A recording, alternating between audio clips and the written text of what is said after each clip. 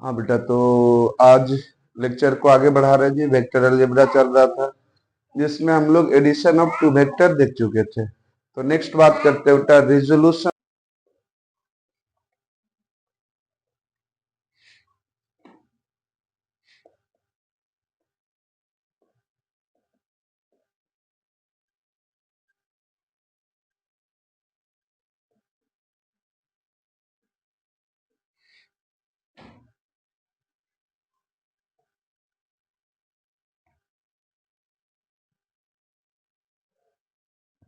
तो देखा जाए बेटा रिजोल्यूशन ऑफ वेक्टर या फिर रेक्टिलिनियर कंपोनेंट ऑफ वेक्टर क्या होता है जी।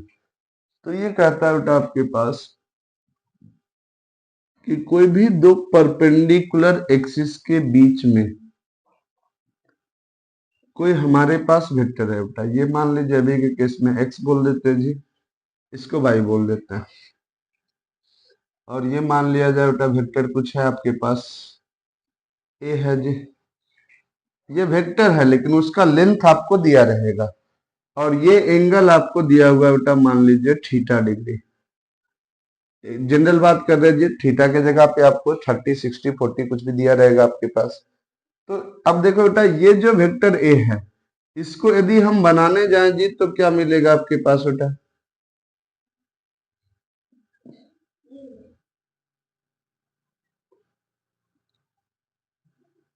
इसका मतलब बेटा ये जो वेक्टर बना है वो आपका एक्स एक्सिस का कुछ वैल्यू जी और वाई एक्सिस का कुछ वैल्यू।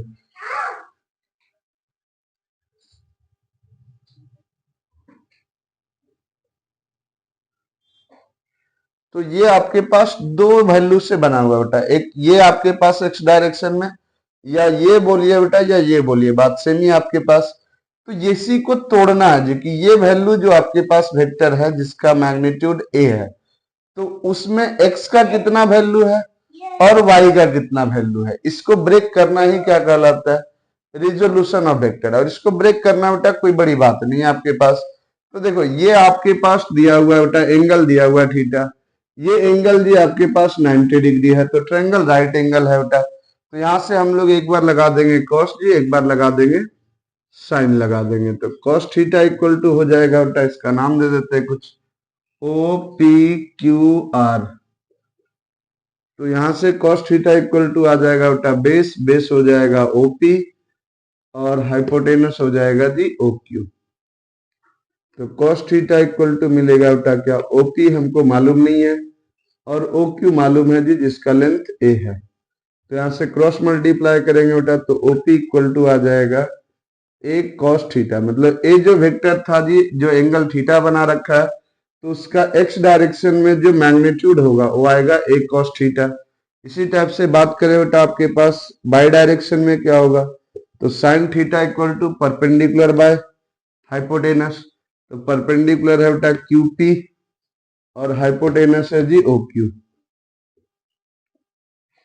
तो यहां से आ जाएगा बेटा क्यूपी आपको मालूम नहीं है और ओ क्यू मालूम है जी ए। क्रॉस मल्टीप्लाई करेंगे बेटा तो क्यूपी का वैल्यू आ जाएगा ए साइन थीटा। तो ये हमारे पास मिल गया बेटा ए कॉस थीटा और ये हमारे पास मिल गया जी ए साइन थीटा। तो अब ट्रायंगल्स लॉ देखा जाए बेटा, यदि हम इस वेक्टर को लिखना चाह रहे हैं जी तो इस वेक्टर को कैसे लिखेंगे बेटा। तो ए वेक्टर को लिखना चाह रहे हैं तो ए वेक्टर ट्रायंगल्स लॉ जी, पहले वाले वेक्टर का हेड पे दूसरे वाले वेक्टर का टेल है तो ये दोनों का समेशन करेंगे तो ये मिलेगा वेक्टर फॉर्म में जी। तो ए कॉस थीटा तो लेंथ हो गया बेटा, लेकिन डायरेक्शन है जी आपको क्लियरली दिख रहा है एक्स डायरेक्शन। और आपको बता रखे है कि एक्स डायरेक्शन लिखेंगे नहीं, उसकी जगह आई कैप लिख देंगे बेटा। आई कैप मतलब एक्स डायरेक्शन। और फिर वाई में कितना है जी, तो प्लस, क्योंकि ट्रायंगल लागू हो रहा है। तो ए साइन थीटा जे कैप। तो बेटा बेसिकली जो वेक्टर था उसको हमने तोड़ दिया जी। एक्स में वैल्यू आया ए कॉस थीटा और वाई में वैल्यू आया ए साइन थीटा। कल को ऐसा भी हो सकता है बेटा कि ये एंगल थीटा जो आपको अभी एक्स एक्सिस से दिया है वो एंगल थीटा आपका वाई एक्सिस से भी दे सकता है कुछ भी वैल्यू। तो यदि हमारे पास वाई एक्सिस से देगा बेटा तो क्या होगा, तो उसकी बात करते हैं जी। इसी में चेंज कर देते हैं जी।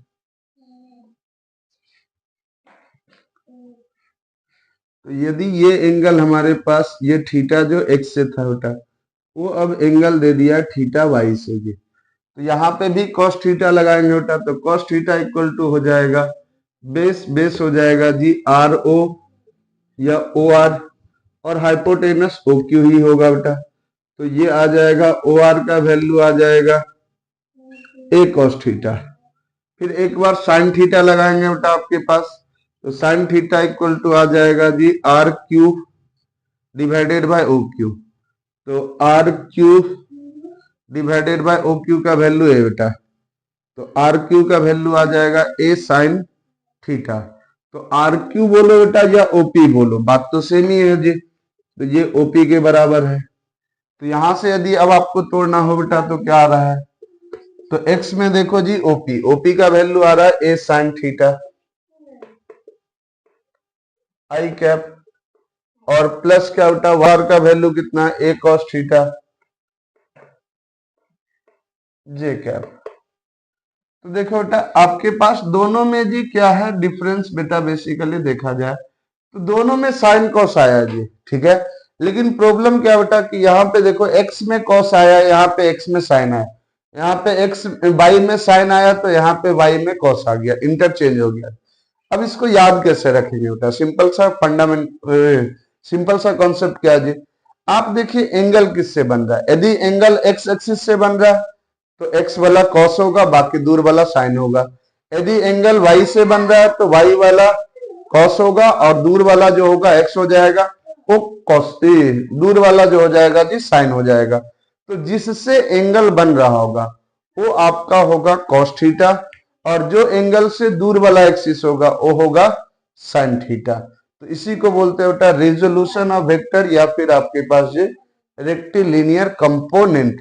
इसका यूज बहुत ज्यादा है आपके पास, जब आगे पढ़ेंगे बेटा एनएलएम या प्रोजेक्टाइल मोशन करेंगे जी। तो वेक्टर एक्चुअली बच्चे लोग बहुत डरते हैं जी, बच्चे लोग इसलिए डरते हैं क्योंकि वेक्टर उनको समझ में नहीं आता है। और वेक्टर यदि समझ में आ जाए बेटा तो आपका काम बहुत आसान। एक्चुअली ये लाया क्यों गया जी, कि जब आपका बहुत कॉम्प्लेक्स प्रॉब्लम हो तो आप उस प्रॉब्लम को सोल्व करने में वेक्टर क्या करता है, बहुत ज्यादा हेल्प करता है। आप क्या करो कि हर एक डायरेक्शन का उसको तोड़ दो, ठीक है। अब आपको क्लियरली दिख जाएगा कि कौन फोर्स के अपोजिट कौन है, कौन फोर्स के अपोजिट कौन है, और वैल्यू दिया रहेगा बेटा तो आपको क्लियरली पता चल जाएगा कौन डोमिनेट कर रहा है। जो डोमिनेट करेगा बॉडी उधर की तरफ ही चलेगा जी। तो ये बेटा बेसिकली बहुत ज्यादा यूज हो जाता है जब एनएलएम वगैरह डील करेंगे, प्रोजेक्टाइल डील करेंगे, तो वहां पे आप देखिएगा जी इसका बहुत ज्यादा यूज आता है। चलिए आगे बढ़ाते हैं।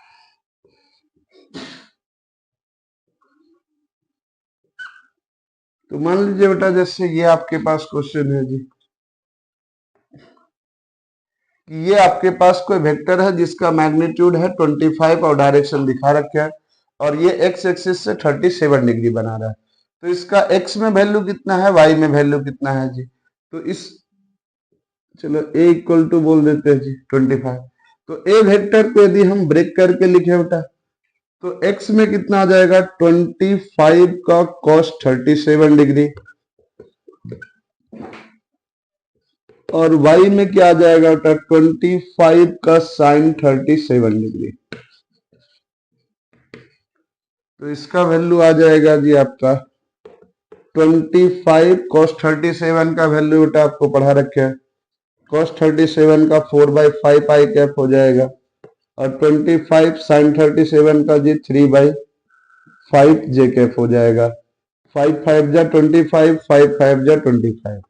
इसका मतलब आ गया बेटा ए वेक्टर जो आ गया 5 4 जा 20 आई कैप, और 5 3 जा 15 जे कैप। इसका मतलब बेटा ए जो वेक्टर था जिसका मैग्नीट्यूड 25 था जी, उसमें x का वैल्यू 20 आपके पास है, जो भी यूनिट दिया रहेगा मीटर सेंटीमीटर जो भी है आपके पास, या न्यूटन है तो न्यूटन जी, और y में कितना आपके पास 15 है। तो इस तरीके से रिजोल्यूशन करना होता है। एक और ले लेते हैं जी क्वेश्चन, इसमें आपका एंगल दिए थे x एक्सिस से, अगला एंगल दे देते हैं बेटा y एक्सिस से।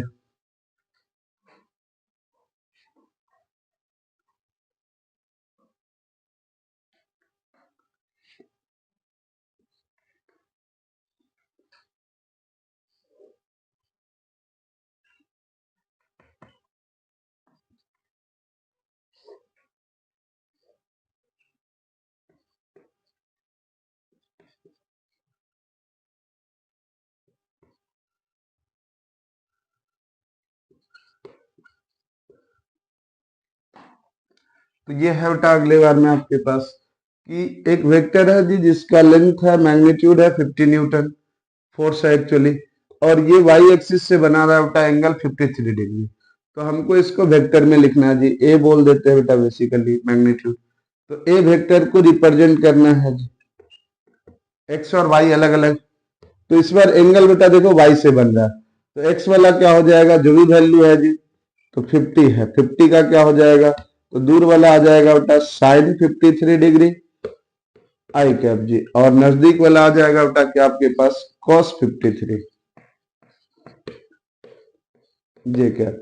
तो यहां से क्या मिलेगा बेटा, ए वेक्टर जो आएगा 50-50 हो गया जी, साइन 53 का वैल्यू होता है बेटा 4/5 आई कैप, 50-50 हो गया, cos 53 का वैल्यू हो जाएगा बेटा 3/5 जे कैप।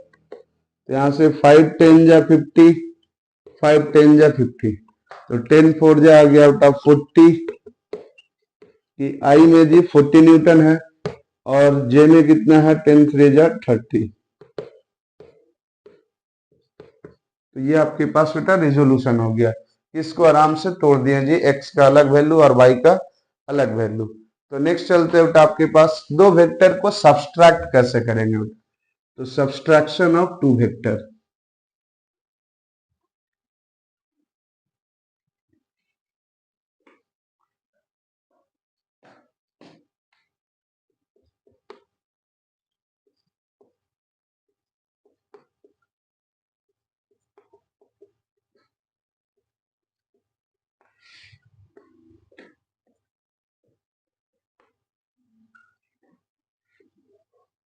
देखो बेटा टू वेक्टर का सब्सट्रैक्शन बेसिकली कुछ है नहीं जी, एक्चुअली हम एडिशन ही करेंगे बेटा। जैसे आप सिंपल मैथमेटिक्स की बात किया जाए जी, तो 5 प्लस माइनस 3 क्या होगा बेटा आपके पास, आप एडिशन ही कर रहे हैं जी, एक नंबर है 5 और दूसरा नंबर है -3, तो इसका रिजल्ट आप क्या करते हो बेटा, 5 माइनस 3 कितना हो जाएगा, 2 हो जाएगा। तो हम ऐड ही कर रहे हैं जी, लेकिन ऐड कैसे करना है कि जो भी वेक्टर होगा उसको अपोजिट कर देंगे और उसके बाद उसको ऐड कर देंगे बेटा, तो हमारे पास क्या हो जाएगा, दोनों वेक्टर का सब्सट्रैक्शन हो जाएगा जी। जैसे देखिए आपके पास कि मान लीजिए बेटा आपके पास एक वेक्टर ये है जी और एक वेक्टर ये है, तो ये वेक्टर है बेटा ए, ये वेक्टर है बी, इसका लेंथ है जी बी और इसका लेंथ है ए, और दोनों वेक्टर टेल कनेक्टेड है बेटा, ये एंगल है थीटा। अब हमको चाहिए बेटा आपके पास A vector minus B vector जी, तो बी वेक्टर ये है बेटा आपके पास इधर में, तो इसको अपोजिट कर देंगे बेटा, तो क्या हो जाएगा, तो ये अपोजिट करते ही जी ये आ गया आपके पास माइनस बी वेक्टर, जिसका लेंथ अभी भी क्या बेटा आपके पास बी, केवल माइनस क्यों बोल रहे जी, क्योंकि डायरेक्शन अपोजिट हो गया। अब ये बेटा एंगल थीटा है, तो ये एंगल कितना हो जाएगा 180 डिग्री माइनस थीटा हो जाएगा जी। अब ये दोनों वेक्टर कनेक्टेड है टेल से टेल, तो हमको निकालना है बेटा आपके पास रिजल्टेंट, तो हम पैरेललोग्राम बनाएंगे जी। तो ये वेक्टर को शिफ्ट कर दिया बेटा यहाँ पे, और ये वाले वेक्टर ए को शिफ्ट कर दिए जी यहाँ पे, तो अभी भी रिजल्टेंट क्या होगा बेटा, common tail to common head, तो ये जो आएगा बेटा आपके पास ये आएगा रिजल्टेंट जी।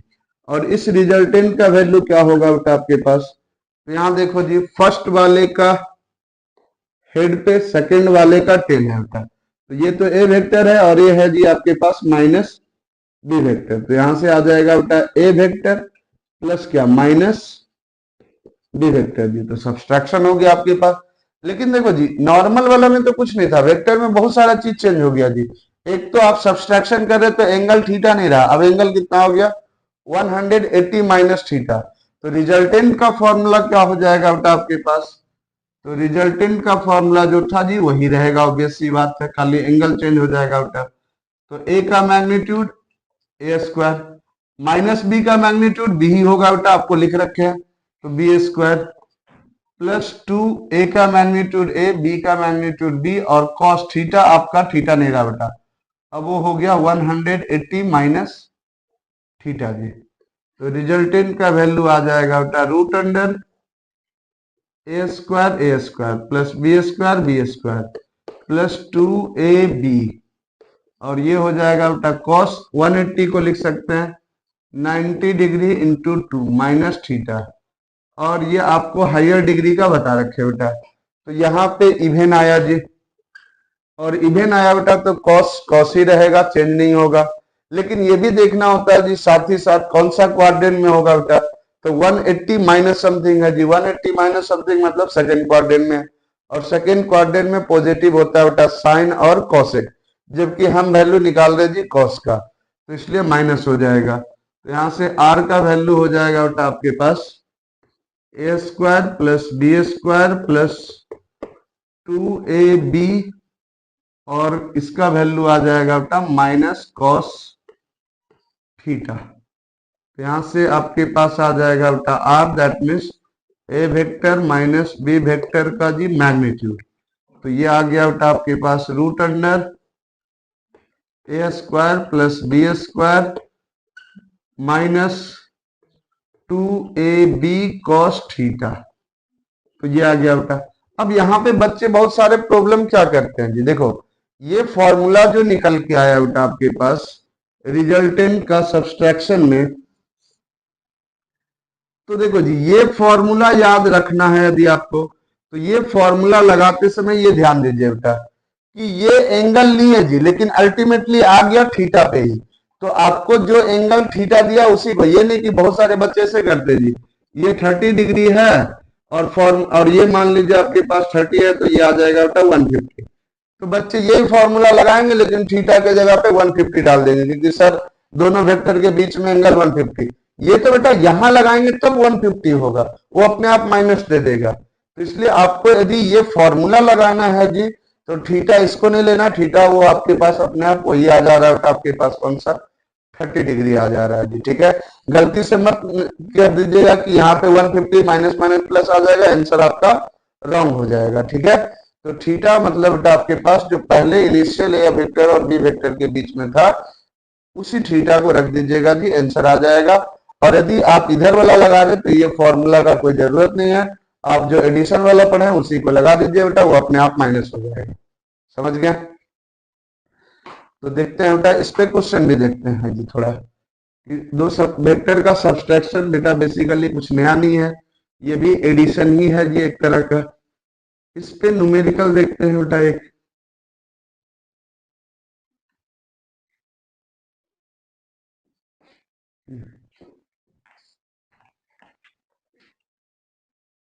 अच्छा तो ये आपका न्यूमेरिकल है जी। कह रहा है बेटा टू वेक्टर्स है ए और बी वेक्टर है, कह रहा सच दैट कि ए प्लस बी मतलब दो वेक्टर का एडिशन, और मॉड मतलब क्या बेटा कि इसका मैग्नीट्यूड में हमको इंटरेस्ट है जी। तो कह रहा है कि एडिशन का जो मैग्नीट्यूड होगा और सब्सट्रैक्शन का जो मैग्नीट्यूड होगा दोनों वेक्टर का, वो दोनों इक्वल होगा जी, यहाँ पे इक्वल लगा रखा है। तो आप बताइए कि दोनों वेक्टर के बीच का एंगल क्या है बेटा आपके पास। तो मैग्नीट्यूड का फॉर्मूला दोनों ही केसेस में जान चुके होता है कि ए स्क्वायर प्लस क्या जी बी स्क्वायर प्लस क्या 2ab cos theta equal to क्या होता है, सब्सट्रैक्शन का भी मैग्नीट्यूड का फॉर्मूला मालूम है बेटा, ए स्क्वायर प्लस क्या बी स्क्वायर माइनस क्या 2ab cos थीटा। तो यहाँ से बेटा रूट रूट गायब हो जाएगा जी एक तरह से, तो ये आ गया बेटा A square plus B square plus जी 2ab cos theta equal to आ जाएगा बेटा A square plus B square minus 2ab cos theta. तो यहाँ से बेटा सबको इधर ले आते हैं, A square minus A square plus B square minus B square plus 2ab cos theta plus 2ab cos theta equal to 0। A ने ए को कैंसिल, बी ने बी को कैंसिल कर दिया बेटा, 2 प्लस 2 हो गया 4ab cos theta equal to 0। तो cos थीटा इक्वल टू आ जाएगा बेटा 0 डिवाइडेड बाय 4ab। तो cos थीटा इक्वल टू मिल गया बेटा 0, और cos थीटा 0 कब होता है जी 90 डिग्री। 90 डिग्री को रेडियन में लिखा जाए बेटा पाई बाय 2, यहाँ से थीटा का वैल्यू आ गया बेटा पाई बाय 2। तो राइट ऑप्शन हो जाएगा बेटा आपका option number D G, D for dog.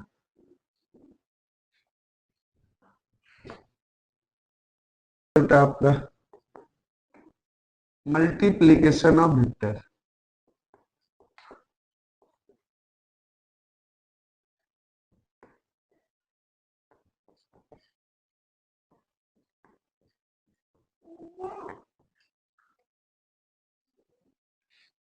तो मल्टीप्लीकेशन ऑफ वेक्टर बेटा दो तरीके का होता है, एक को बोलते हैं जी डॉट प्रोडक्ट और एक को बोलते हैं क्रॉस प्रोडक्ट। तो पहले बात करेंगे बेटा हम लोग डॉट प्रोडक्ट को। तो ये दो तरीके का होता है जी। तो पहला हम लोग बात कर रहे हैं बेटा डॉट प्रोडक्ट। इसका जो नाम है बेटा डॉट प्रोडक्ट का दूसरा नाम जो बोलते हैं जी स्केलर प्रोडक्ट। स्केलर क्यों बोला जाता है बेटा? क्योंकि जब दो vector when two vectors are dotted, लिख देते हैं जी डॉट प्रोडक्ट को, then result obtained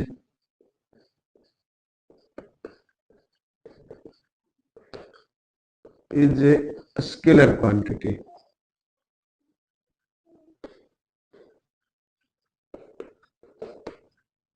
तो कह रहा है डॉट प्रोडक्ट का दूसरा नाम स्केलर प्रोडक्ट क्यों है जी? कह रहा है कि जब दो वेक्टर का आप डॉट कीजिएगा तो वहां से जो रिजल्ट आएगा बेटा आपके पास वो एक स्केलर क्वांटिटी मिलेगा, इसलिए इसका दूसरा नाम क्या बोला जाता है जी स्केलर प्रोडक्ट। तो ये होता क्या है बेटा, इधर देखा जाए पास समझा जाए। ये कोई वेक्टर ए है बेटा, ये कोई वेक्टर बी है, इसका मैग्नीट्यूड बी है जी, इसका मैग्नीट्यूड ए है और दोनों के बीच में एंगल है बेटा थीटा। तो लिखने का स्टाइल होता है बेटा A vector dot B vector equal to हो जाएगा बेटा ए का मैग्नीट्यूड बी का मैग्नीट्यूड और साथ में जी दोनों वेक्टर के बीच का जो एंगल है उसका कॉस थीटा बेटा आपके पास, ठीक है। तो ये है ए डॉट बी वेक्टर का फॉर्मूला। अब इस पे जी डॉट प्रोडक्ट ना के बराबर आता है, ज्यादातर हमारा केसेस क्या आता है बेटा बेसिकली। हाँ अच्छा, यहाँ से एंगल भी निकाल सकते हैं बेटा। तो एंगल कैसे निकालेंगे जी?